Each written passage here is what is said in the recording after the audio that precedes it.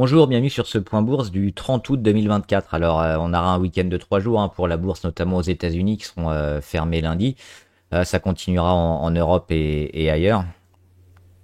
On va parler des chiffres aujourd'hui, notamment sur l'inflation américaine, toujours, qui va accaparer un peu les banquiers fédéraux et notamment la Fed aux États-Unis pour la baisse des taux. On parlera également de quelques actions intéressantes et puis un petit point aussi sur le secteur de l'énergie à travers quelques actions françaises, européennes notamment qui sont peut-être sur le point de partir. On verra, ça va dépendre évidemment de la demande, mais pour l'instant on a quand même une certaine résilience de l'économie un peu partout.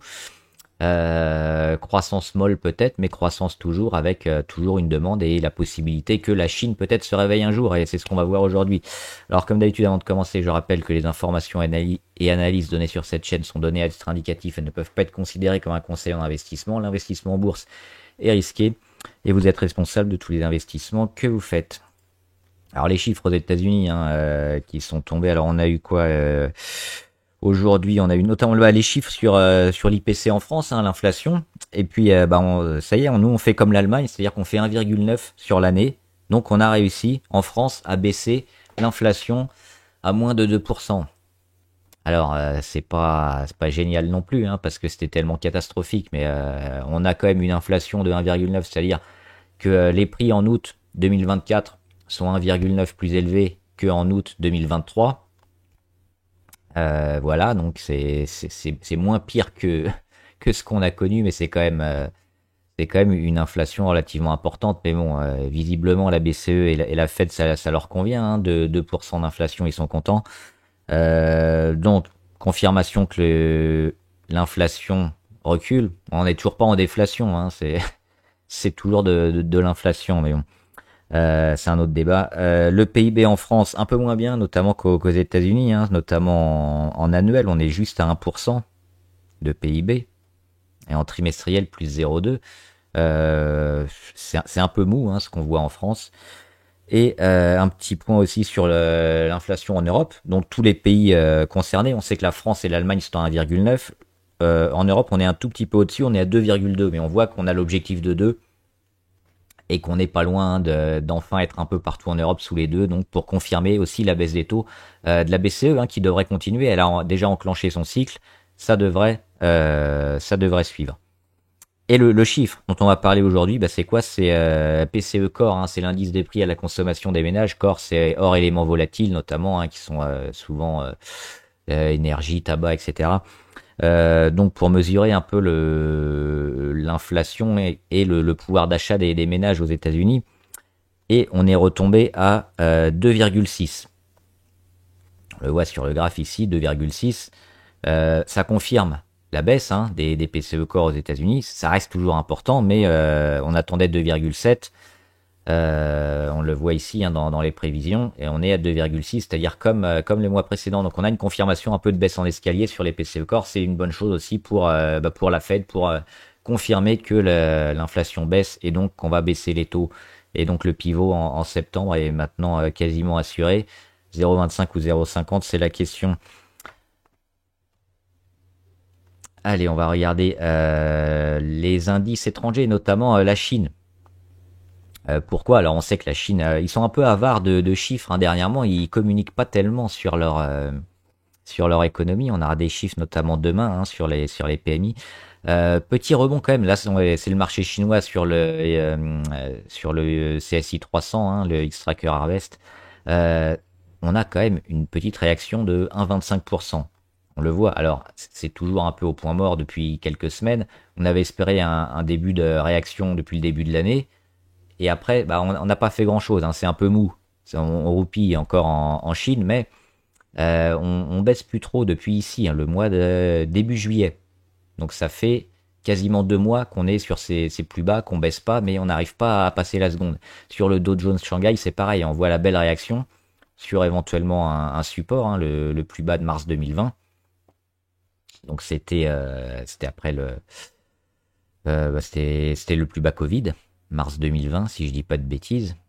sur le Dow Jones Shanghai, donc qu'on avait un petit peu enfoncé ici au mois de février 2024, mais on le revoit, hein, on revient dessus, on rebondit. On peut peut-être espérer, si c'est confirmé demain avec les chiffres, peut-être enfin le retour de la Chine. C'est trop tôt pour le dire, mais il y a une petite réaction aujourd'hui. Ça devrait être confirmé évidemment la semaine prochaine, et on va le voir que sur certaines actions, ça réagit plutôt bien. Au niveau du CAC, hop, le CAC qui fait pas grand chose, hein. On était plutôt bien durant la séance, on a un peu perdu là, on descend un peu depuis quelques minutes, hein, à la mi-séance aux États-Unis. Donc ça a un peu flingué la fin de journée du CAC, mais qui confirme sa belle sortie de canal, son objectif d'aller taper un peu les 7007, 7750 à horizon mi-septembre. On va pas y aller tout droit, on va certainement un peu reconstruire avant de repartir. Et attendre un peu d'autres catalyseurs importants. Peut-être l'énergie, on verra. On va voir juste les grosses variations. Ça, on va le revoir après. Juste Pernod Ricard, oui, évidemment, ça baisse. Pourquoi? Parce qu'hier, on est monté énormément, donc ça s'ajuste, hein, forcément. Ce qu'il faut voir, c'est la tendance et les plus hauts, les plus bas. On est monté beaucoup trop haut, on a pris des bénéfices. Il faut attendre. Moi, c'est bien parce qu'on a noté quand même des points importants, on a marqué des niveaux clés. Il faut laisser la tendance se faire, la tendance se construire. Je pense pas se précipiter, mais ça redeviendra intéressant, Pernod Ricard. La semaine prochaine, on est en septembre, ce sera a priori le bon moment. On attend quoi? Bah peut-être la fin des prises de bénéfices et puis le retour, mais il y a de grandes chances quand même que Pernod Ricard lance enfin quelque chose d'intéressant. Alors ça peut mettre du temps, parce que quand on voit le graphe, on est encore baissier, et puis retourner une tendance comme ça, qui est baissière depuis avril 2023, ça fait plus d'un an, entre un an et un an et demi. On va pas évidemment repartir tout droit. Donc il y aura probablement des zones un peu de zigzag qui vont arriver, mais sur le long terme, oui, c'est intéressant, mais je pense qu'il faudra attendre peut-être un nouveau retour sur les 122, pourquoi pas, pour l'avoir au mieux, et puis éviter toute cette période un peu longue où il va rien se passer sur Pernod Ricard. Alors on va regarder donc dans le secteur de l'énergie, j'avais quelques valeurs, hein, forcément, à regarder. Alors on va commencer par la plus grande. Ah non, on va juste faire Valourec avant, c'était juste pour une news sur Valourec. Alors on voit que ça a bien monté hier et aujourd'hui. Ils vont vendre un terrain qu'ils ont dépollué notamment, hein, ils s'en servent plus. Donc ça devrait être a priori une grosse rentrée d'argent, hein, pour Valourec. Peut-être que c'est ça qui a bien aidé le marché dernièrement. Une future vente et donc des gains assez rapides, assez importants pour Valourec. Maintenant, moi j'attends toujours, hein, la confirmation qu'on sorte au-dessus des 15. Pour l'instant, c'est pas le cas. Donc on va regarder. Nos amis de chez Total, ils sont où? Par ordre alphabétique, qui sera plus facile. Total. Ici. On va regarder avant matière première, le Brent. Qu'est-ce qui se passe sur le Brent? Il se passe rien, hein. On est toujours autour des 80 en gros. Donc là on est à 77. On a baissé un tout petit peu, mais on est toujours autour de la moyenne à 200, autour du support de la médiane ici à 79. Qu'est-ce qui se passe sur le Brent? Il se passe absolument rien. C'est toujours la confirmation, et on a même une volatilité qui baisse sur le Brent. C'est-à-dire que les plus hauts, ils sont de moins en moins hauts, et les plus bas, ils sont de plus en plus hauts. Donc on n'arrive pas à les taper les plus bas vers les 70, on n'arrive plus à les taper les 90, mais il y a toujours pas mal de volume quand même sur le pétrole, hein. Et les pays producteurs de pétrole qui s'entendent quand même plus ou moins pour maintenir un prix haut, mais qui veulent aussi écouler une partie de leur stock. Donc c'est toujours le jeu entre ouvrir les vannes, gagner beaucoup d'argent, mais faire baisser un peu le prix, Et puis si vous le faites pas, bah, c'est vos concurrents hein, d'autres pays qui vont le faire. Donc c'est un juste équilibre, mais finalement tout le monde semble plus ou moins satisfait d'avoir quand même un pétrole super haut pour le moment, avec une croissance au ralenti. Ça tient quand même. Et puis on n'a pas de signaux très forts d'un côté ou de l'autre, à savoir euh, une, euh, une croissance énorme, une demande énorme qui peut faire monter le cours, ou à contrario, une croissance à zéro, même une récession qui fait plonger le cours. Les pays producteurs de pétrole, alors, on sait qu'on a déjà des tensions, mais ça suffit plus aujourd'hui, les tensions, les guerres, il faut vraiment qu'il y ait quelque chose d'exceptionnel pour le faire monter. Donc on est toujours dans cet esprit-là sur le pétrole, finalement plutôt haut. Et bah, pour les entreprises, c'est plutôt bien, hein, un pétrole comme ça assez cher, parce qu'il se maintient et finalement il y a des variations qui sont assez faibles. Donc une visibilité plutôt forte. On va regarder Total.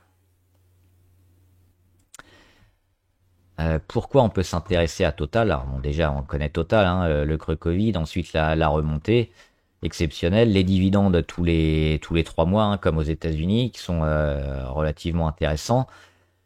Et puis dernièrement, on est allé chercher le bas du canal, on est allé chercher la moyenne à 200, et là on est pas loin de congestionner, juste sous l'oblique, et on regarde hein, les points d'impact.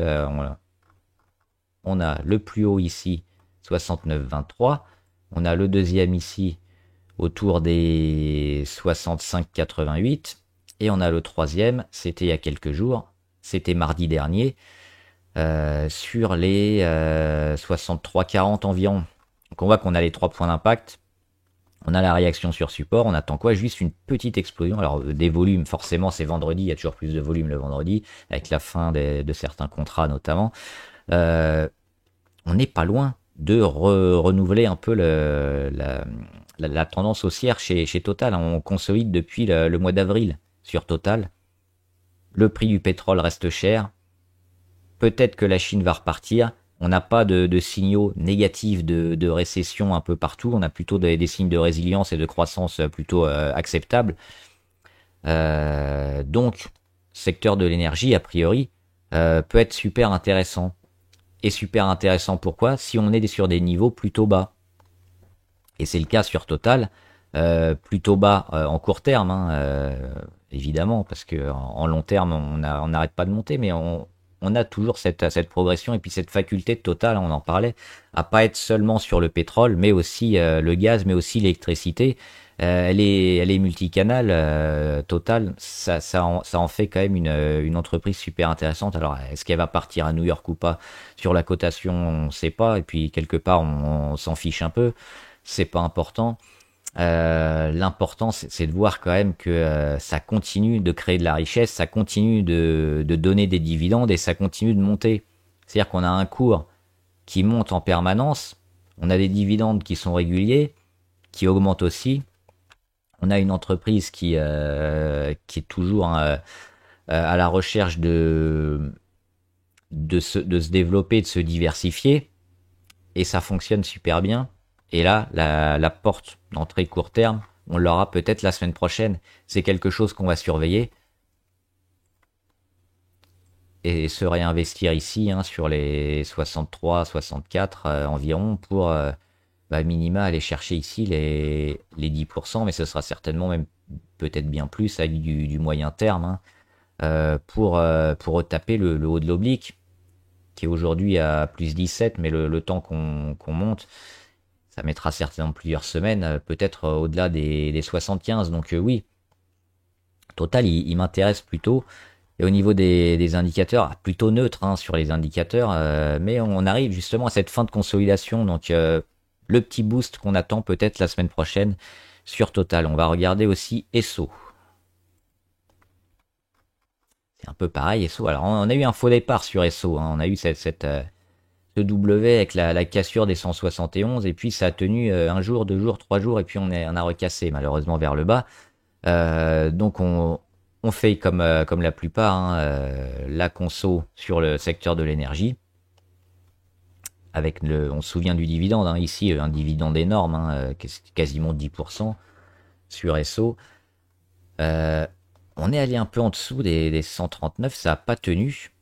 mais on voit qu'on le reteste à nouveau. Et c'est peut-être cette zone-là hein, qui sera importante parce que les rachats ici sur 139, avant de casser, de faire éventuellement résistance. Mais si on casse l'oblique, on casse les 139, on relance la machine, je pense que c'est pas ça. Je pense que c'est plutôt aussi un niveau à surveiller, les 140 en gros hein, sur SO, pour se réinvestir. Éventuellement, on a également l'oblique RSI hein, sur SO qui vient de casser aujourd'hui. Alors, on avait déjà cassé sur le faux départ, hein, mais ça arrive. Des fois, on a des faux signaux.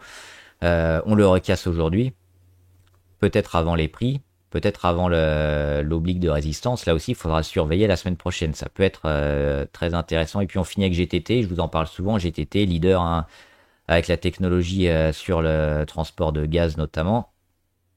C'est aussi une valeur sur laquelle on peut se mettre, qui peut être intéressante et qui a des grandes chances de continuer sa croissance et sa progression. Alors là, qu'est-ce qu'on a fait hein? On a consolidé depuis des mois, on a relancé un peu la machine, et puis on est en train de congestionner. Donc il faut attendre, je pense, la fin de congestion. On a quand même un gap haussier qui a été fait ici, entre 127 et 130 euros, entre le 12 et le 13 août.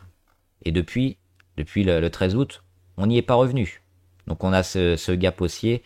Je pense que si on a ça comme travail sur GTT, ce travail ici entre les 130 et les 135, 134, et qu'on finit par casser vers le haut, pas comme ça, ça peut être très intéressant d'acheter GTT.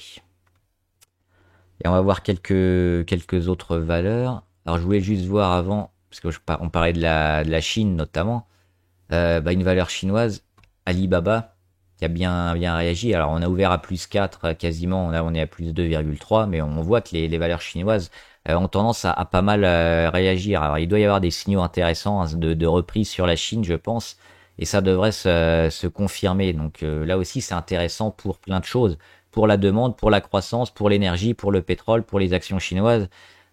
Si la Chine repart, c'est un peu de jackpot pour tout le monde. Et là, Alibaba nous lit, on peut regarder aussi d'autres valeurs, hein, notamment on a Xpeng en Chine, ils prennent un petit pourcent aussi. On a BYD qui est un concurrent des véhicules électriques et hybrides en Chine, boum, c'est pareil, on prend 3,8%. Donc il y a pas mal de valeurs chinoises intéressantes. On peut regarder Tencent, j'ai pas regardé. Tencent, ils font quoi? Ils font pas grand-chose, plus 0,2, mais ils sont en embuscade aussi. Et plutôt, on le voit depuis plusieurs mois, depuis le début de l'année, hein, avril. Début de l'année, il est là. Depuis le mois d'avril, hein, on a déjà relancé les choses et on est prêt encore à repartir hein, sur Tencent. Donc la Chine, ça pourrait aider pas mal de monde. Et puis rapidement, quelques valeurs. Alors, il y avait Vertive. J'écrive bien.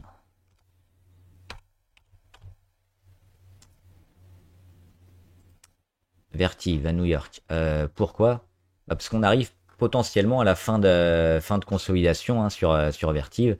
On est allé chercher la moyenne à 200, on tape l'oblique et puis là, on est en train de sortir. Donc pareil, à confirmer la semaine prochaine, mais c'est peut-être une valeur intéressante hein, si vous la suivez. Là, on est sur des niveaux clés. On a également TF1. TF1 qui fait une grosse conso et puis après qui va taper un peu, qui va construire, qui va faire sa construction avec ses niveaux pivots et son oblique. Les rachats à chaque fois sur moyenne à 200. On le voit. Et les 3 points d'impact. Et puis là, on est en train de casser et de sortir. Et puis on voit aussi les Bollinger hein, qui se rapprochent. Signe potentiellement d'une nouvelle séquence hein, qui va être à la hausse ou à la baisse, mais vu qu'on vient de casser la résistance oblique baissière, on imagine plutôt une séquence haussière sur TF1. Toujours, on préfère TF1 à M6, même si M6 fait un peu la même séquence, c'est le même secteur. Il y a des marges un peu moins bonnes sur M6 qui sont en dégradation par rapport à TF1 qui elle améliore ses marges. C'est pour ça qu'on ira plutôt sur TF1. Donc là aussi, c'est une action à suivre et peut-être à acheter la semaine prochaine, hein, sur confirmation. On a les poulets aussi qui marchent bien. On en avait parlé il y a quelques semaines, LDC, on avait dit signal d'achat ici, notamment hein, sur le 9 août, avec la mèche basse, le rachat sur moyenne à 200, et puis derrière on confirme, on casse l'oblique. Et qu'est-ce qu'on a fait depuis? On fait que monter. Hein. Alors hop, si on l'avait pris le lendemain, on en est à plus 4%, donc confirmation. Et puis là aussi, c'est une action plutôt, on le voit, largement haussière à long terme. Donc le but, c'est de continuer à évoluer dans le canal sur LDC. Et on a également Ipsen dans le secteur de la santé. Alors, grosse résistance hein, sur les 126-129. On n'a pas réussi à revenir. Derrière, on revient sur la moyenne à 200. Et là, on dégrade malheureusement. Euh, on dégrade avec un gros chandelier bien vilain ici le 25 juillet. Où on perd. On perd combien? On perd 8,6%, donc presque 10% de perte. Et puis finalement, on se raccroche au 100 en gros, hein, 99,8. Et on revient tester la moyenne à 200 et puis on la dépasse hier et aujourd'hui. On casse évidemment l'oblique de correction court terme. Ça veut dire qu'Ipsen elle se remet dans des conditions intéressantes pour la suite. Alors Ipsen ça peut monter vite parce elle est on sait dans le secteur de la santé. Il peut y avoir des accords aussi avec d'autres labos, hein, des royalties, des phases 2, des phases 3, des mises sur le marché qui fassent exploser le titre. Alors il y a toujours le risque d'un médicament qui soit refusé ou d'un traitement qui marche pas, mais généralement c'est ça. Hein, il y a toujours une volatilité importante sur ce genre de valeur. Et là, on revient plutôt bien. Hein, on le voit, on a déjà cassé l'oblique RSI en, avant les prix, hein, comme souvent depuis une bonne semaine. On est en train de revenir. Là, on a les volumes du vendredi, mais on voit que pour un vendredi, c'est quand même bien important hein, ce que nous met Ipsen. Donc là aussi, une valeur santé peut-être à jouer avec un aspect un peu plus volatile que d'autres, mais qui peut être intéressant. Et enfin, j'avais Visa aux États-Unis. Visa, elle aussi qui repart. Alors sur Visa, ça va dépendre forcément de la santé économique, hein, notamment des entreprises, mais aussi des ménages, parce qu'on sait que c'est plutôt au nombre de transactions qui vont faire du chiffre sur Visa. Et donc il faudra une économie plutôt en croissance et en bonne santé. Il y a eu pas mal de défauts de paiement hein, sur les cartes de crédit dernièrement, mais finalement Visa ils sont en train de repartir avec les chiffres qu'on a notamment sur la baisse de l'inflation. Ça aide forcément, hein, baisse de l'inflation, donc plus de pouvoir d'achat pour les ménages. Et puis si on n'a pas de gros signes négatifs de récession sur le marché américain, euh, et là aussi, comme ce qu'on disait hier, la valorisation de Visa, elle avait baissé pendant plusieurs mois. On avait perdu jusqu'à 12%, alors c'est pas énorme. Mais c'est une action haussière, hein, haussière long terme, on le voit. On était revenu à moins 8, et puis là, on casse l'oblique, réagit sur la moyenne à 200, qu'on a enfoncé quand même on a eu quelques semaines un peu tendues, et puis là, finalement, on revient ici, moyenne à 200, cassure d'oblique, et on relance un peu la machine. Donc sur Visa, plutôt moyen terme quand même parce que potentiellement ça, hein, hop hop, un peu de travail ici dans le range avant peut-être de recasser. C'est pour ça que moi je me précipiterai peut-être pas en court terme dessus, mais sur repli, sur retour, ouais ça peut être intéressant. Donc à voir quand même la réaction et la force, d'autant que les derniers volumes, à part le lundi 12 août où il y a eu des volumes importants qui ont lancé un peu une séquence haussière sont intéressants, mais depuis il n'y a pas assez de volume, donc plutôt acheter le bas du canal hein, le bas du range sur les 260 et attention aux 280. Puis les valeurs abonnées, il y en avait quelques-unes de nouvelles. Ah oui, Crédit Agricole. Il y a eu un relèvement de HSBC sur Crédit Agricole, donc forcément, hein, ça va revenir dans les portefeuilles. notamment des grands fonds. Donc c'est acheté. Crédit Agricole qui donne des bons chiffres hein, depuis plus d'un an par rapport à la Société Générale et à BNP. Elle fait vraiment des choses assez impressionnantes. Et elle devient très importante, hein, le Crédit Agricole. Alors pas autant que la BNP, mais elle est en train de distancer un peu les autres. Et là aussi, consolidation, réaction sur moyenne à 200. Alors on n'a pas eu ça, hein, on a réagi beaucoup plus fortement, on le voit. Et aujourd'hui on casse, donc pareil, la semaine prochaine, hein, si c'est confirmé sur Crédit Agricole, on peut éventuellement revenir un peu, hop, lécher l'oblique de résistance, mais si on la tient et qu'on repart, c'est super. Ou alors directement repartir. Le seul scénario qui va nous embêter, c'est si on revient sur l'oblique et qu'on la recasse. Bah là, potentiellement, on dégrade la tendance. Mais surveiller cette tendance sur cette oblique autour des 14 euros, ce sera positif. Indra en Espagne, puisque c'est sur ah oui, dans le secteur un peu armement. Alors, elle est en phase de consolidation. C'est une valeur plutôt haussière long terme, donc c'est plutôt intéressant. Et on voit qu'on revient sur des zones d'achat long terme plutôt favorables. Donc oui, toute cette zone-là éventuellement à surveiller. Et puis bah, si on confirme par là, ça s'achète évidemment. Peut-être attendre un tout petit peu. Ou alors en anticipation avec un stop, je dirais, bah, sous les plus bas ici. On a, allez, les 16-30, ouais, autour des 16. Hein. Un stop autour des 16, mais ça fait quand même... combien ça fait ouais, 5%. Si on veut acheter maintenant, sinon c'est mieux d'attendre peut-être un peu la confirmation haussière. LVMH, alors pas mal LVMH, ils ont comblé leur gap qui datait de longtemps ici, 23 juillet. Donc il n'existe plus. On l'a comblé avec la mèche aujourd'hui. Donc ça nous réintéresse forcément. Parce que à ce stade, moi j'évite d'acheter des actions qui sont baissières sous leur moyenne à 200 et qu'on dégape. Forcément, c'est le marché nous donne un signal quand même assez super négatif. Aujourd'hui, le signal négatif, il n'existe plus. On a réagi sur support, on a cassé l'oblique de correction, on a comblé le gap. Qu'est-ce qu'on va avoir? La construction. Et la construction qui nous intéresse, c'est quoi? C'est les niveaux clés, c'est-à-dire, est-ce qu'on va aller retrouver bah, cette moyenne qui est plate ici sur les 739? C'est un niveau clé, un niveau qui risque de faire buter un peu la moyenne, le cours sur quelques jours. Est-ce qu'on va revenir sur les 642 et repartir? Ça sera plutôt ici.